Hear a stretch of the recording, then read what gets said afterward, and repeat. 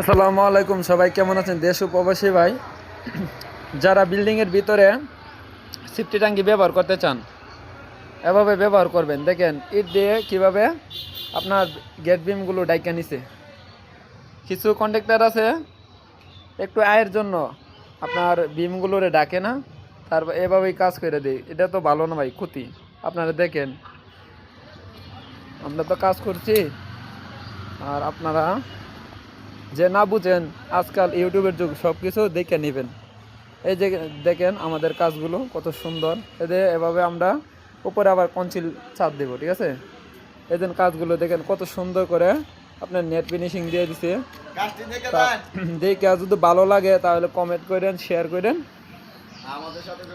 এই যে দেখছেন গেট বিমের চারোদিকে দিয়ে আপনার গাঁথনি দিয়া নেট ফিনিশিং করে দিচ্ছে।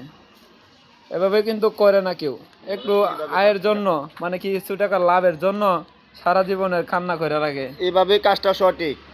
এভাবে আপনারা সবাই কাজ করবেন, আশা করি, দোয়া করি সবাই যেন ভালোভাবে এবার কাজ এভাবে করেন। আপনারা কাজটা করবেন। অবশ্যই আমার মিস্ত্রি দেখছেন, ওই দেখাইছে পুরাটা কথা সম্পূর্ণ ভাঙ্গা বলছে। আপনারা অবশ্যই দোয়া করি সবাই যেন ভাই ভালোভাবে কাজ করতে পারে, এভাবে কাজ করুন। কিন্তু আজকাল বাংলাদেশে এমনি তো ভূমিকম্প হয়, কওয়া যায় না। বাংলাদেশে তো আল্লাহর রহমত আছে দিকে, তাই কারণে আমাদের নবীজির রহমত আছে, তাই কারণে আমাদের দেশে কোনো ক্ষতি হয় না। অন্য অন্য রাষ্ট্র গেলাম আপনার অনেক ভূমিকম্পে অনেক ক্ষতি হয়ে যায়। আমাদের কোরআনের ফাঁকিরা আছে বলে আজকে বাংলাদেশ টিকে আছে। সবাই ভালো থাকবেন। আসসালামু আলাইকুম।